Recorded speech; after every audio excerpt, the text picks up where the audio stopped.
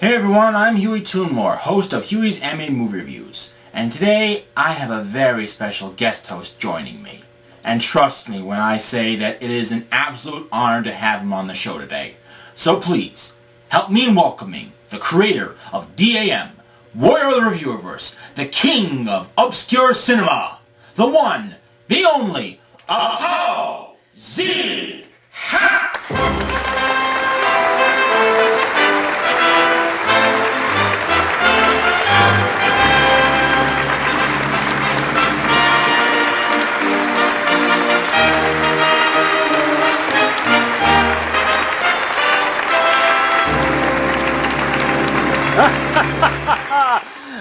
Warrior of the Reviewerverse, right, yeah. Let me put that right next to lying, hallucinating scumbag. Apollo, I've just got to say that it's an absolute honor having you on my show. I feel like I'm in the presence of God himself, not to inflate your ego or anything. Now let's be clear about one thing, Hewy. The only reason why I'm doing this is because you promised me that church's chicken coupon. If there's one thing that my food stamps don't buy, it's rotisserie chicken. Okay, sure. Anyway, you are here because I am doing yet another countdown list. What of, you may ask? Well, first let's talk about one of the most influential people of our time. Stop-motion animator, Ray Harryhausen. Raymond Frederick Harryhausen, one of the most famous figures in animation and special effect history. As a dinosaur-obsessed adolescent, he saw Marion C. Cooper's King Kong with effects done by Willis O'Brien at the age of 13. And you could say that left a kind of sort of behemoth-sized impression on the kid. Afterwards, Ray began to create his own model dinosaurs and experiment with the animation. Eventually, he earned the opportunity to work alongside O'Brien as an assistant and later became a special effects artist who helped keep the art form alive for 3 decades. There were 16 Harryhausen films in total, and they infused just about everything on the spectrum of awesome. Prehistoric monsters, aliens, robots, you name it, it was probably in there at one point in time. And with every one of these films, he infused personality and his own little personal touch to the on-screen monstrosities that we all fell in love with. These creatures vary in appearance from gentle and angelic to monstrous and demented, having amazed and frightened stop-motion fans all over the span of Harryhausen's career. And because these creatures are the very creations that have made Ray such a legend, we have prepared a list of the top 12 we consider the greatest he has ever designed and animated. So, are you ready, Apollo? No, not really, but do I have much of a choice? Great! And for all of you at home, prepare to travel back to a time long before computers were even thought about in the film industry, when the steadiness of the hand determined how good a creature appeared on screen, and who could have done it better than the genius himself. This is the top 12 Harryhausen Creatures.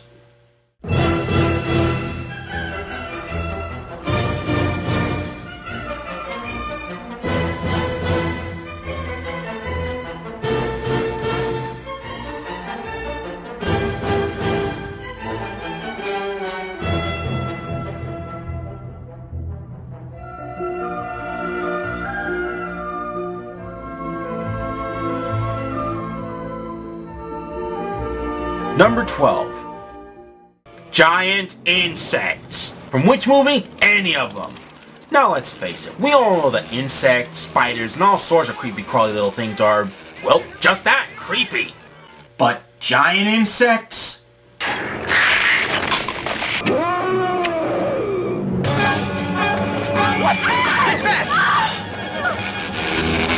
Downright terrifying! There's no benevolent Mothra types here, whether we're talking about the Ant-Men from First Men on the Moon or the Sorta Daikaiju Scorpions from Clash of the Titans. They're all these six-legged, freakish, cold, creepy, insectoid things that just made your skin crawl. Ugh. Speaking of the Ant-Men, they're not really all that creepy. I actually think they're kind of cool, kind of like a precursor to Zorak from Space Ghost. But what are creepy are those giant killer caterpillars that they keep as cattle. If that's a cow, I wouldn't like to meet a bull. Come on, cover!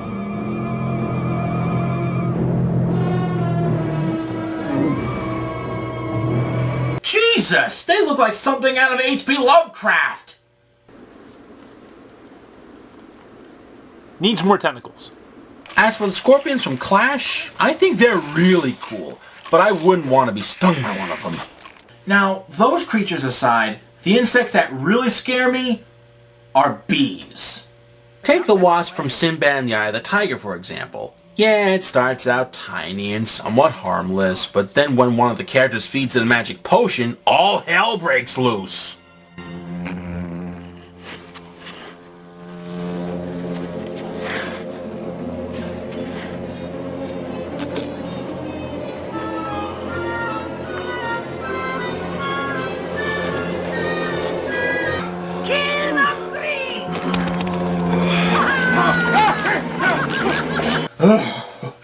That thing still makes my skin crawl. How about that giant honeybee from Mysterious Island?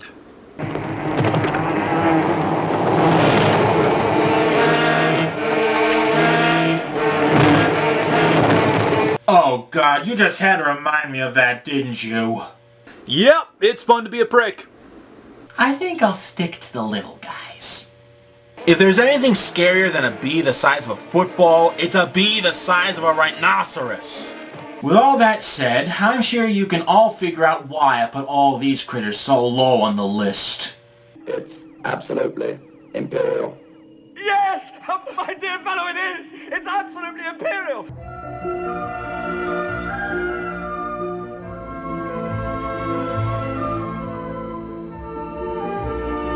Number 11. Talos from Jason and the Argonauts.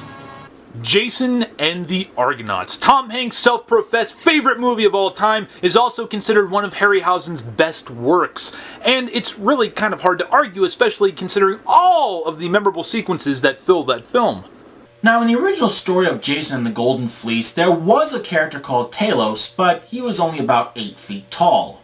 So for the movie, Ray was inspired by the ancient Greek structure, the Colossus of Rhodes, and buffed up Talos' height to about 100 feet tall. What I really like about this creature is the way he moves. Ray has stated that the reason Talos moves so stiff and awkwardly is because if a giant bronze statue were to come to life, his movements would be like that because he was so big and heavy and, well, made of metal. I especially like when he wobbles right before he grabs the Argo. Nice touch there, Ray. Now, aside from how cool he is, the reason Talos is only at number 11 is because he really doesn't do much in the movie. Other than terrifying the Argonauts, picking up a frackin' ship, and squashing a crew member or two? Pretty much. Was it really worth it, Hercules? Was it? As for Hercules, he is not fated to go further with the Argo. Zeus has other tasks for him. Talos. One look at him as a statue should be enough to convince you not to steal precious treasure.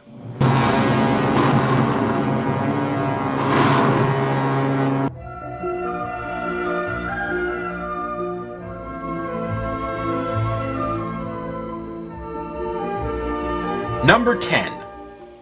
Gwangi from the Valley of Gwangi. Now what's more awesome than cowboys versus aliens? How about cowboys versus dinosaurs?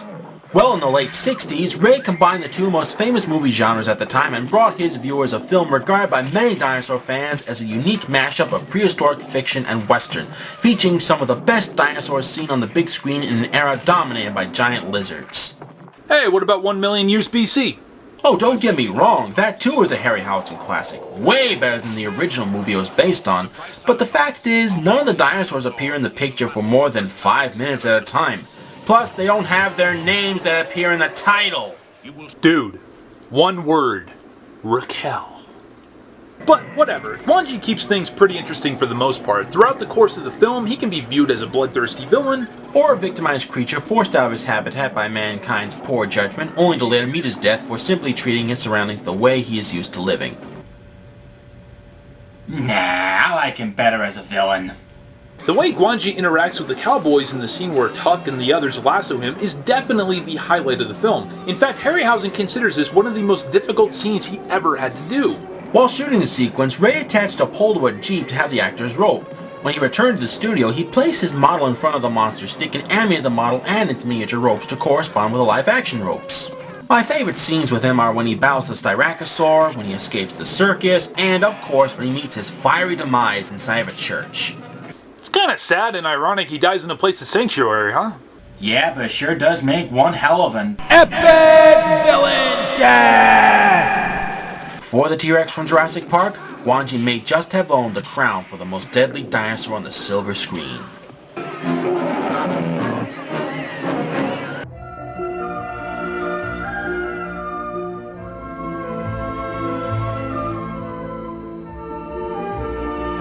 Number 9.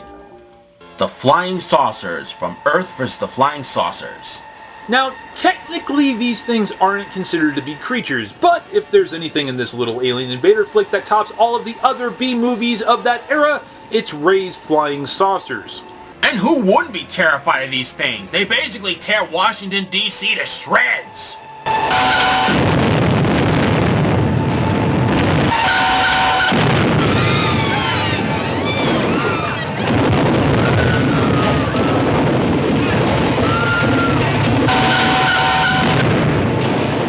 What's really cool about these saucers is the way they move. Look how quick they maneuver. Not like something we see in Plan 9 from outer space. You actually see a mechanism underneath the roof of the UFO spinning and coordinating its movement. Another thing I really like about the saucers is the sound effects of their ray guns whenever they're blasting buildings and stuff. Kinda sounds like... wow, wow, wow, wow, wow, wow.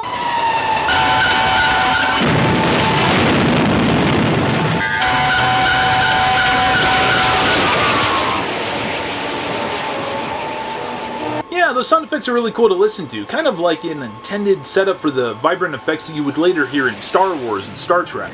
Well, Ray's work was a big influence on George Lucas and Phil Tippett. As for the aliens themselves, well, they look okay. Not as iconic as Gort from The Day the Earth Stood Still or the aliens from War of the Worlds, but we didn't come to see them. We came to see their flying saucers, damn it! Realistic, malignant, and swift. What isn't there to admire about these saucers?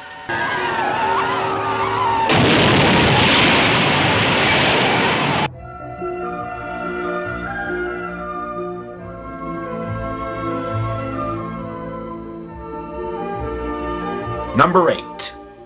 The Kraken from Clash of the Titans. If you show any disrespect towards a son of the mighty Zeus, you don't want to know what you and your homeland are gonna be in for. Let loose the Kraken!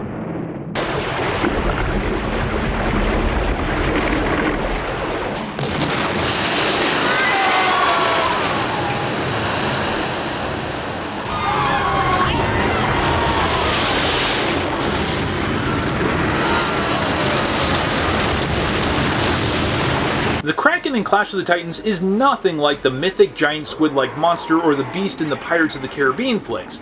He just looks a hell of a lot cooler. Despite that the Kraken is depicted untraditionally, his physical appearance is very unique and iconic. With 4 strong and powerful arms and a very grim face, he looks a lot more like the type of creature who'd snatch victims and kill for pleasure, rather than through the demands of the gods.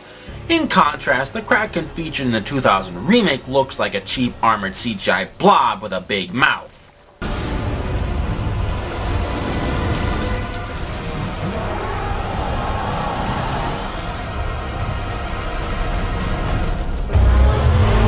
Yeah, I'm not impressed.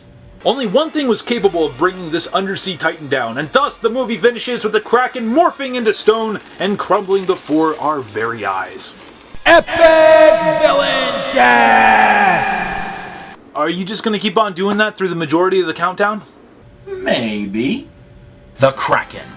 A reminder to mankind that the gods can do whatever they want, whenever they want, and to whomever they want.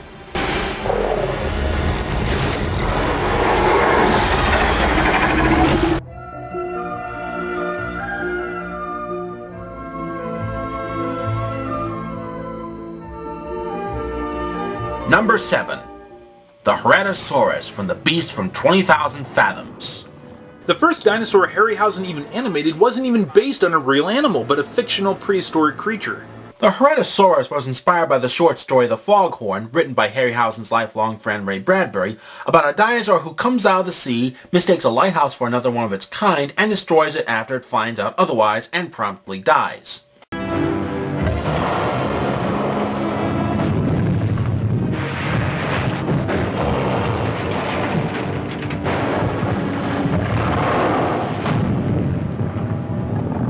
Of course, in the movie, he had to live on for a few more reels. It should be noted that this was the very first time that Ray Harryhausen ever animated a creature all by himself in this film. Speaking of which, I really love the design of the beast, with its lizard-like body, the rigid tail, the spikes running down its back, its large head, those fangs, everything.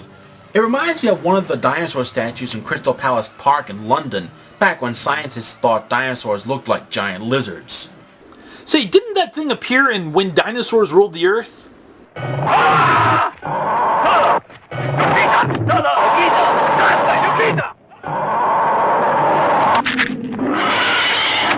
Yeah. However, the dinosaurs in that movie were animated by Jim Danforth, not Harryhausen. And let's not forget the Paleosaurus from the unofficial British remake The Giant Behemoth by Ray's mentor Willis O'Brien. And if you think that's something, the Rhedosaurus himself even makes a cameo in the 1978 sci-fi film Planet of Dinosaurs. And remember, kids, if you really want to study prehistoric animals, go to the books, not the movies. Nonetheless, The Beast from 20,000 Fathoms is a classic prehistoric monster film with an awesome villain. And if it weren't for that film, we would never have gotten this guy. Go, go, Godzilla! The Rhedosaurus, the original Mesozoic maniac of the Atomic Age.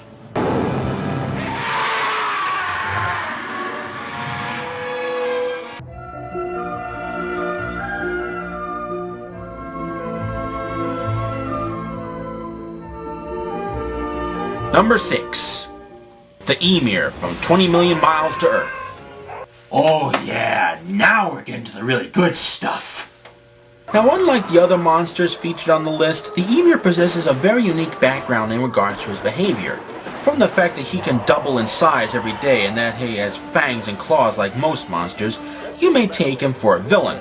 But when the creature first awakens on Earth from his protective shell, he's frightened and only attacks while threatened.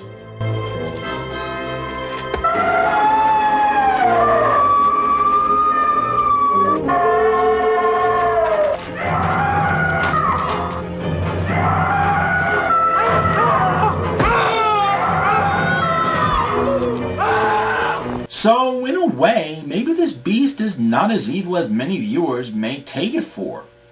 Hey, he's just like a real animal. He only gets aggressive when you poke at him and prod at him.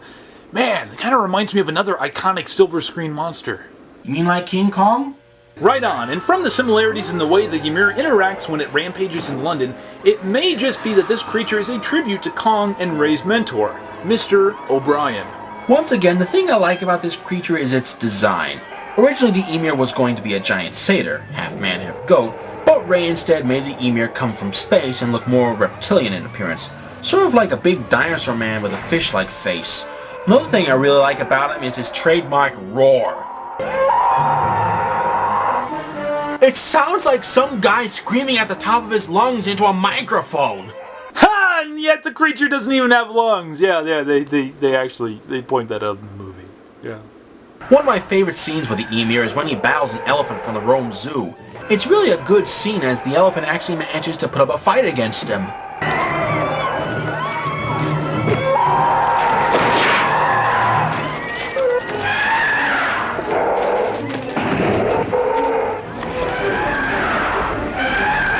Damn cool sequence if you ask me.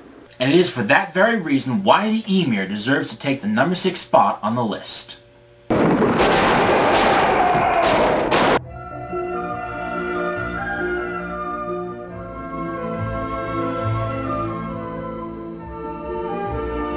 Number 5. Minoton from Sinbad and the Eye of the Tiger. I mean, let's face it, putting a Minotaur in your movie is pretty cool, but making it a robot? He moves and behaves like the robots we've been expecting to have in the future, obedient, faithful, and doing everything we demand. He's like the precursor to Boba Fett from The Empire Strikes Back. He's a very quiet servant and is shown not doing much, yet among all the monsters in the movie, he's just so memorable. Very much like the most notorious bounty hunter in the Star Wars universe. Speaking of which, Hewy, in faraway shots from when he's rowing the villain's steampunk-like boat, Minoton was actually played by an actor in a suit that you may actually be surprised as to who it was. I give up. Who? The one, the only, Peter Mayhew. Chewbacca? Indeed, the fuzzball himself. You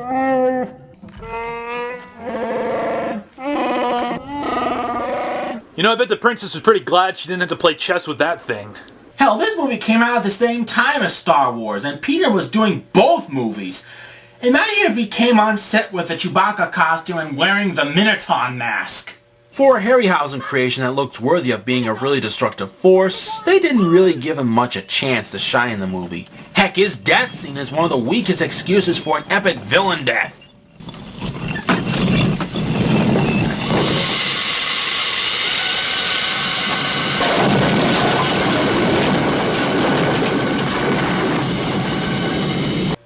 A stone block. Really, Ray? Really? I would rather have seen him get torn apart in a fight with a troglodyte or something, but a stone block? That is no way for a badass like him to die.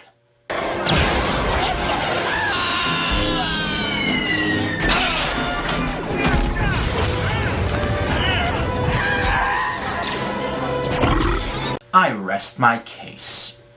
Hell, Zenobia treats his death like, hey, really wasn't that big of a deal. Didn't really like him anyways. Minoton. A Minotaur in bronze armor is enough to make him a winner.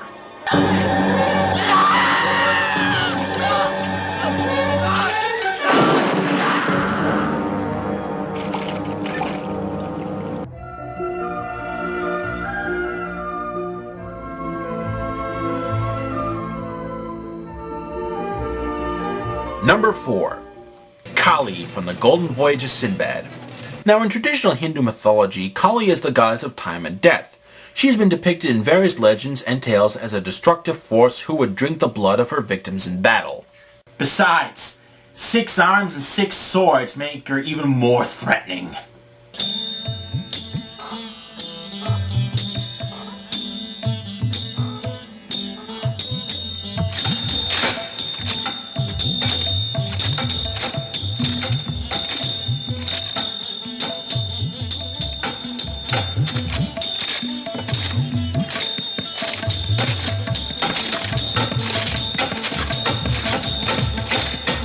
Wow, we haven't seen anything like that since the Cobra dance thing in 7th Voyage of Sinbad.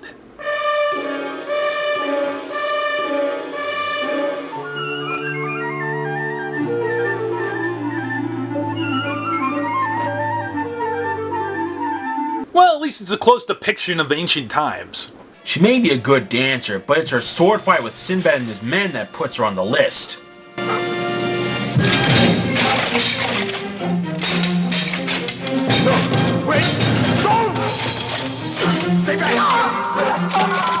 Now that's what you call a killing machine. Kali fights and moves almost like an invincible robot.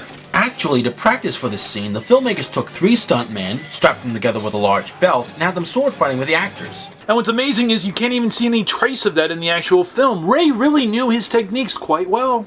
Surprisingly, Kali originally wasn't going to appear in the movie. Harryhausen and his crew wanted to shoot the film in India, but due to an expensive rental fee, they shot the movie in Spain instead. And Kali's addition to the story was a really good choice on Ray's part.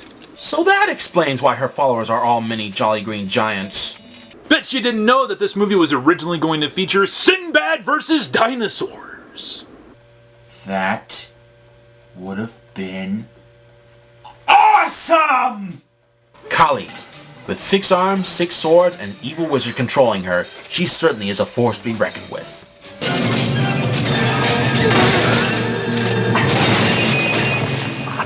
Or not.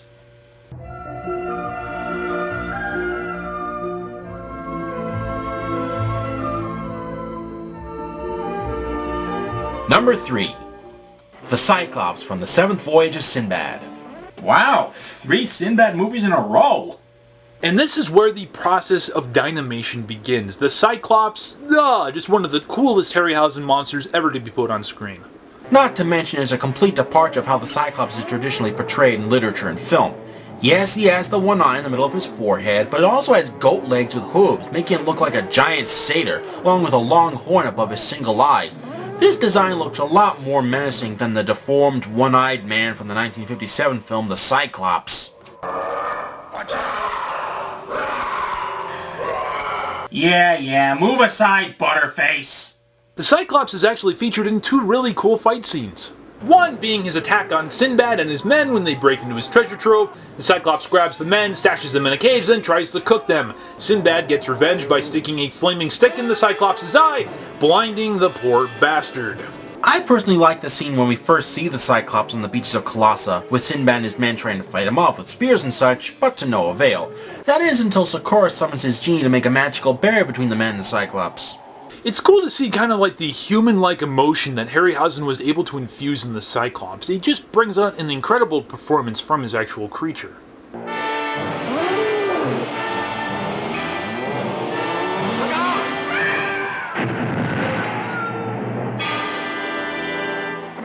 Woo! That was close. I would hate to be shipwrecked with that cynical Cyclops. Actually, I kind of already know how that feels. Yeah, I agree. Like when he uproots a tree from the ground and uses it to stomp on the drunken sailors. The Seventh Voyage of Sinbad is among the most appreciated of Harryhausen's works, with many directors ranging from Peter Jackson to Guillermo del Toro choosing the Cyclops as their favorite Harryhausen creature. The Cyclops, the bulkiest behemoth on this side of the 7 seas.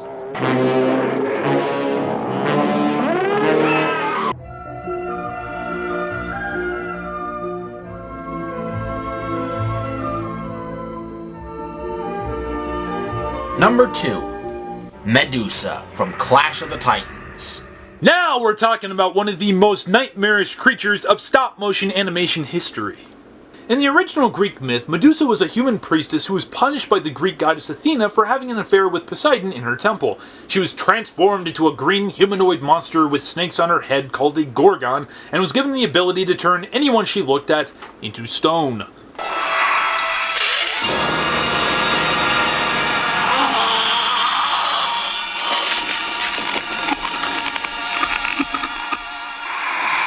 What's really frightening about this Medusa among all others featured in film is her physical appearance. Most films with a Medusa simply take a woman actress and place snakes on their heads. But what we have here is a real monster with a snake-like body, an unsettling face, and really good aim. No offense, Dr. Lau, but this is what you call a real Medusa. And speaking of aim, I really like the fact that they gave her a bow and arrow. It makes her twice as threatening knowing that she has a backup method of killing.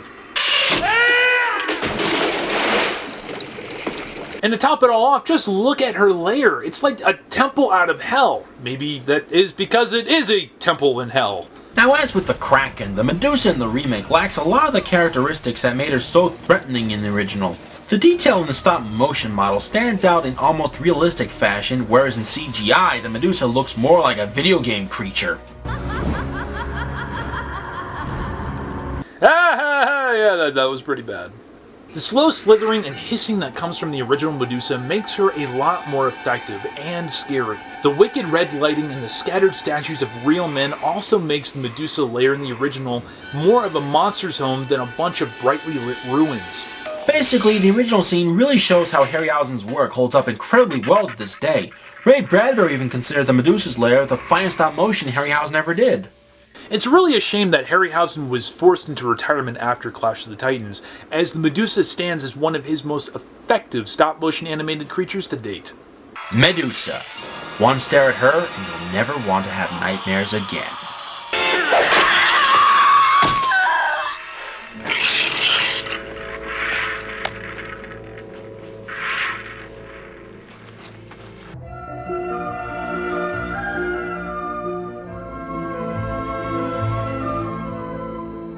And the number 1 Harryhausen creature is... or should I say, are...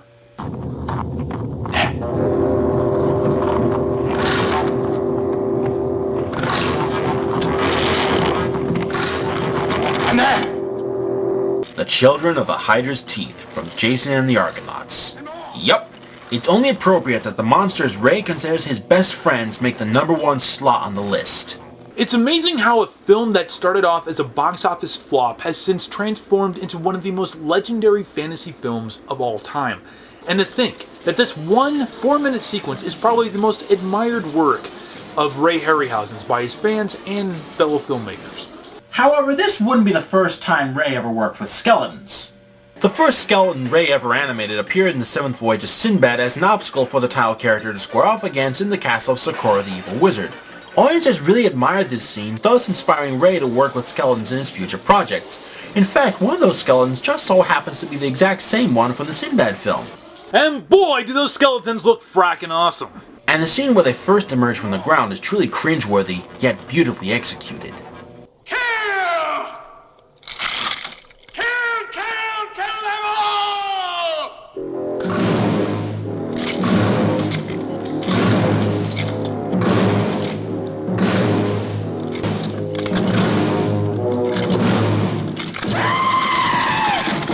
Whoa! Say hello to the real Screaming Skull! Those skeletons are really ready to bring down those Argonauts! It's really no wonder the battle sequence in this is considered such an amazing piece of work. The 4.5 months that Ray put into this just really paid off. Long before this scene made its way onto the big screen, the actors playing the Argonauts went through a grueling amount of training to get this scene down perfect. All their movements shown in the film were choreographed and practiced with the actors having nothing to strike at first. When it came time to shoot the sequence, real actors were placed in to indicate where the skeletons would move in the completed footage. The skeleton sequence really influenced a lot of people in Hollywood today. Among them, Tim Burton, Sam Raimi, Peter Jackson.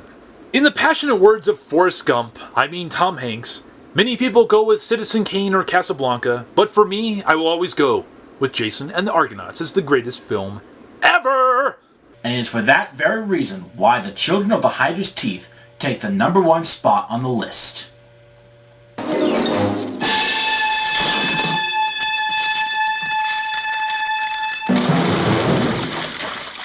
And that was our countdown of the top 12 Harryhausen creatures.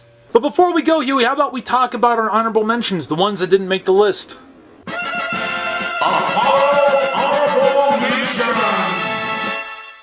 The dragon from the seventh voyage of Sinbad. Who doesn't like a giant fire-breathing reptile? Ever since I was 6 years old, that was one of my favorite sequences in the seventh voyage of Sinbad. The fight between him and the Cyclops, badass! And yeah, definitely stands as one of my personal favorite Harryhausen monstrosities.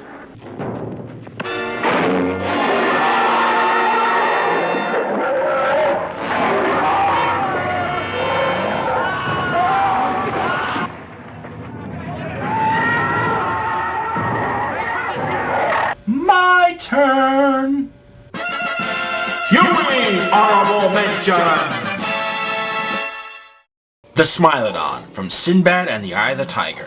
Now, in case you didn't know, I absolutely love prehistoric creatures, from dinosaurs to marine reptiles, pterosaurs, and ancient mammals. And this saber-toothed feline is no exception. This creature helps give the movie a thrilling conclusion with its battle against the troglodyte and the crew, and it destroys almost everyone!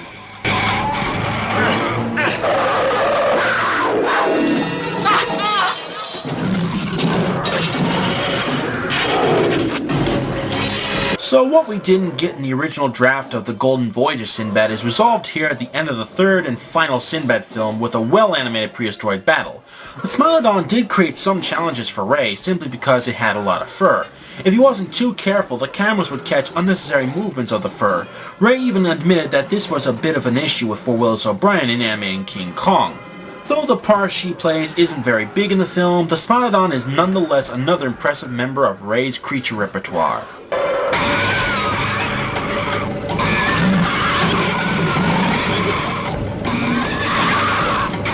Now, despite having to retire after completing Clash of the Titans, Ray's work has continued to gain a wider audience and fanbase today. In 2010, Ray's 90th birthday was celebrated with all the movie makers he influenced, honoring him for his talent and legacy. To top it all off, a special exhibition has opened up at the National Media Museum in London, England, where all his surviving models, armatures, negatives, and drawings are preserved and shown to the public. Sadly, much like a stop-motion puppet, all of us must deteriorate after a while, and on May 7, 2013, Harryhausen passed away at the age of 92. Even though Ray is not with us anymore, it is a pleasure to know he has lived a long and successful life, influencing many of today's biggest names in film like Steven Spielberg, Peter Jackson, James Cameron, Henry Selick, Tim Burton, and Phil Tippett. Ray is simply the father of stop-motion animation, and although its use in movies has become more and more limited, his work will never lose its magic, nor its inspiration. Well, that's all for now. I'd like to thank Paul Z. Hack again for joining me on counting down some of Harryhausen's most memorable creatures. Hey, no problem, Hewy. You know, I had a really good time talking about this guy's work. Now, if you excuse me, I got some frackin' rotisserie chicken I'm gonna go buy. Alrighty then. As for the rest of you, be sure to join me for my next review. See you at the movies. Animated movies, that is.